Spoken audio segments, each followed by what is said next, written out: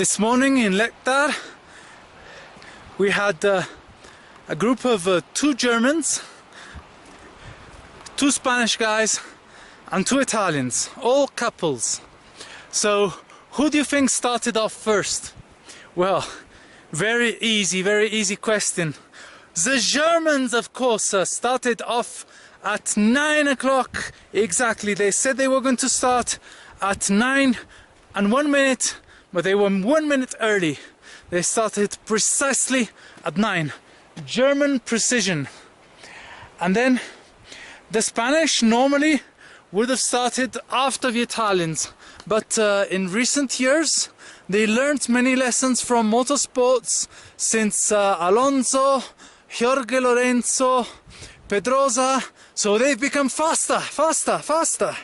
So they left after the Germans, and last, obviously, the Italians.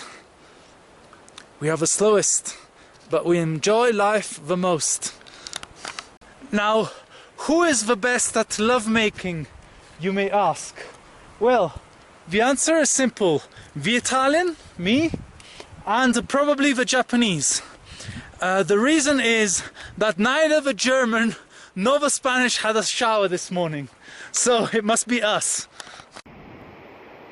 Rose is coming up the hill very well, but there is a race going on between her and the Japanese guy. The Japanese guy takes long breaks, but then suddenly storms up the hill and catches up.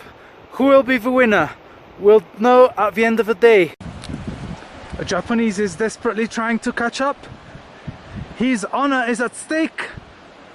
He must win. Otherwise, if a young girl from the West were ever to beat him to Phedi, then he would have to commit karakiri, ritual suicide. Of course, our Japanese friend is well provided with plenty of yen, so he may as well cheat and catch a horse on the way up. This is our horseman friend from yesterday. The stakes of the race are a delicious Neapolitan pizza against exquisite Japanese sushi. We tried to sidetrack our Japanese friend and persuade him to take the bridge, which is clearly longer way, but he didn't fall for it. The race is taking place at an altitude of over 4,000 meters between Lectar and Phedi.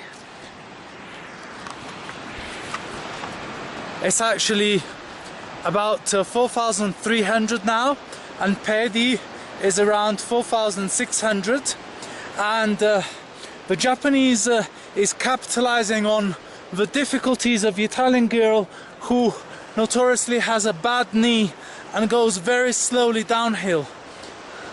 So he's gaining downhill and losing a little bit uphill, but also falling in the trap of Buddhist meditation and Zen philosophy. So each time he stops to meditate and contemplate the landscape and the nature. So this could be his downfall, who knows?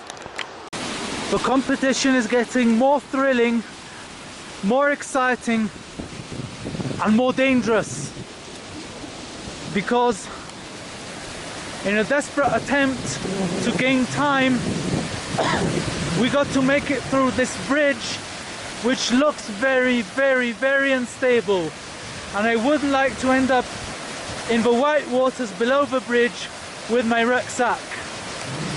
It would be death for sure. Or even worse than that, we could lose our mobile phones.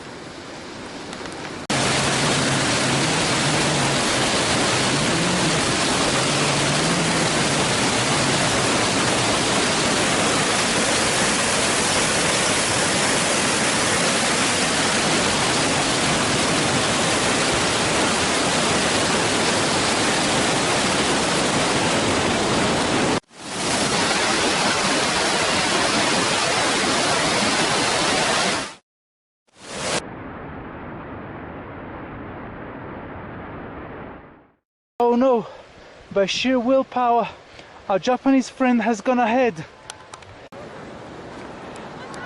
We discovered that the name of the horse is Jackson. Another little tea shop with everything from Kit Kats to dairy milk, Mars bars, water, lots of stores for the high season, radio, everything you need, cup of tea, a dog, wood stove. And here we have a yak dun for burning on the stove. Of course, the higher up you get, the more expensive the tea gets. So this was double the price of our previous stop. I'm sorry to say we may not have a clear winner because of a challenge has developed in friendship.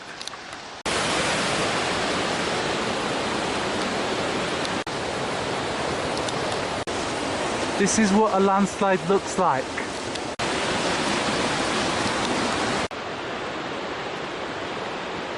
The sweet-talking Japanese with his gentlemanly ways has taken the lead. So perhaps he will manage to save the honor of his country, which he so bravely represents in beating us to Phedi. Or maybe the evil eye will make him fall down all the way to the river. Who knows? Right in the middle of the landslide area, among all the stones fallen from the mountain, there's a beautiful yellow daisy coming out. And just like John Lennon used to say, she's not the only one. We left our Japanese friend, Mr. Masaya Miyamoto, at the previous hotel, so he decided to stop here to get acclimatized to the altitude, and we are going to carry on.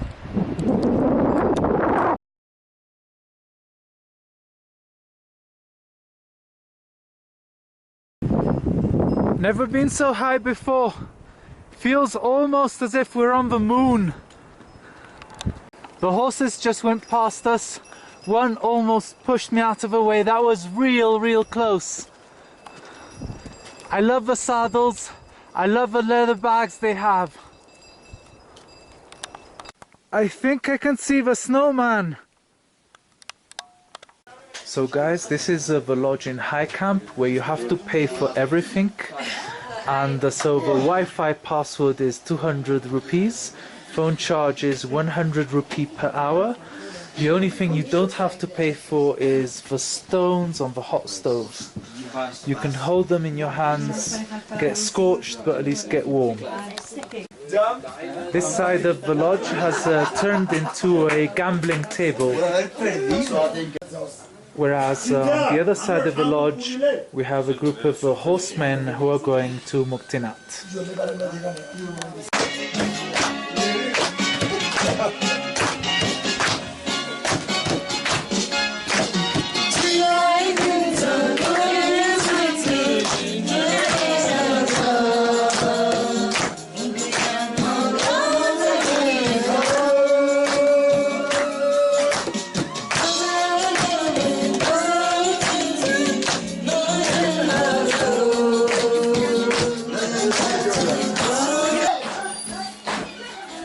Party time in High Camp.